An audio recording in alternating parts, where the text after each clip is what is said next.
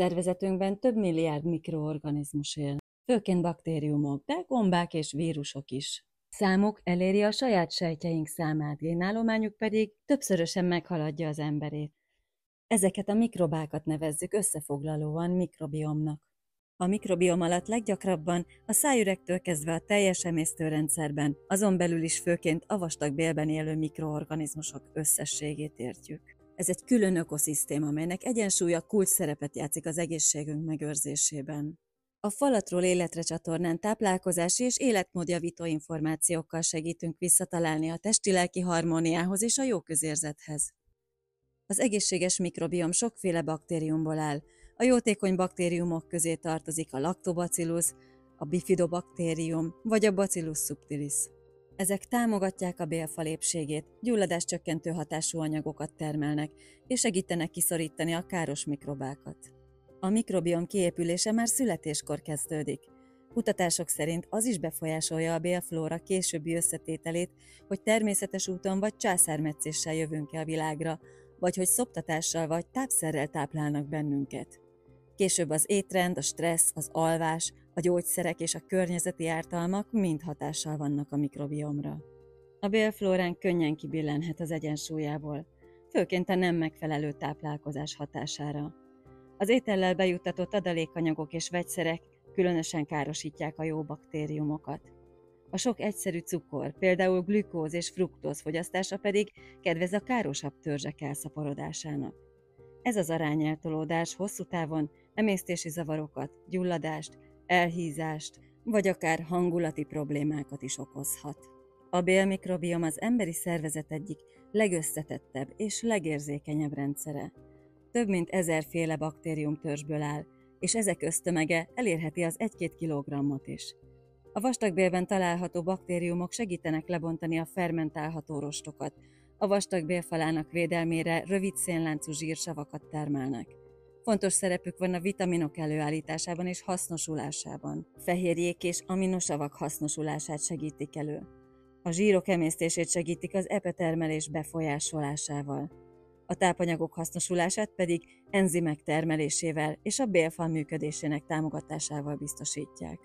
A mikrobiom nem csak segít megemészteni és hasznosítani az ételt, hanem az immunrendszert is támogatja, és egyes kutatások szerint összeköttetésben állhat az agyunkkal is. Vannak kutatók, akik szerint a mikrobiom egyfajta második agy, vagy akár egy önálló szervünk. A bél és az agy között kétirányú kommunikáció zajlik. Ezt a kapcsolatot bélagytengelynek nevezik. A bélbaktériumok bizonyos anyagokat, például szerotonint, gabát és dopamint is képesek termelni, amelyek az idegrendszer működésére hatnak. Állatkísérletekkel már kimutatták, hogy egy-egy baktériumtörzs bejuttatása befolyásolhatja az állatok viselkedését is. Vannak megfigyelések, amelyek szerint a depresszióval és szorongással küzdő emberek mikrobiomja eltér az átlagostól. Egyes kísérleti terápiákban probiotikumokat alkalmaznak a hangulat javítására. Néhány tanulmány szerint az autista gyermekek bélflórája különbözik a tipikus fejlődésű gyermekekétől. Egyes esetekben étrendi változtatásokkal vagy probiotikumokkal próbálják enyhíteni az autizmushoz kapcsolódó tüneteket. A bélagytengely egy összetett kommunikációs rendszer, ahol az idegrendszer, a hormonrendszer és az immunrendszer mind részt vesz az információ áramlásban. Ezért van az, hogy a bélállapota hatással lehet a hangulatra, szorongásra, a kognitív működésre, és fordítva is. A stressz, szorongás kihat az emésztésre. Egyes tanulmányok szerint a 100 év felettiek mikrobiomja meglepően hasonlít a fiatal felnőttekéhez. Ebből néhány kutató arra következtet, hogy a fiatalos bélflóra hozzájárulhat a hosszú élethez. A nem megfelelő alvás változásokat idézhet elő a bélflórában, és egyes állatoknál ez fokozta a gyulladást és az anyagcserezavarokat. Ugyanakkor az is igaz, hogy a bélflóra állapota is befolyásolhatja az alvást, például azáltal, hogy befolyásolja a szerotonin szintet. A mikrobiom kényes egyensúly. Felborulása számos kellemetlen következménnyel jár, ami a hasi diszkomforttól a súlyos érrendszeri betegségekig változatos formában jelenik meg.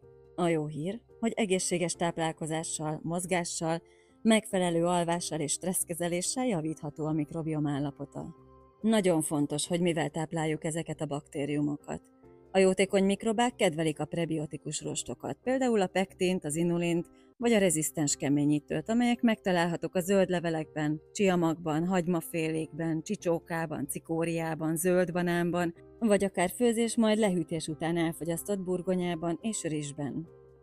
Bár sok helyen ajánlják a teljes kiörlésű gabonaféléket a rostbevitel növelésére, ezek sajnos lektineket és fitátokat is tartalmaznak.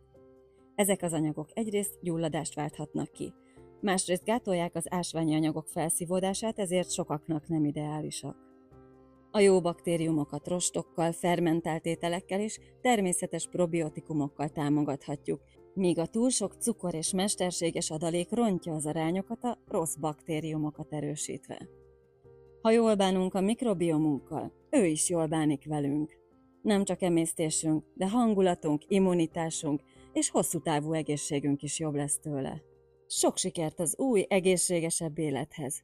Keltsük magunkat falatról életre!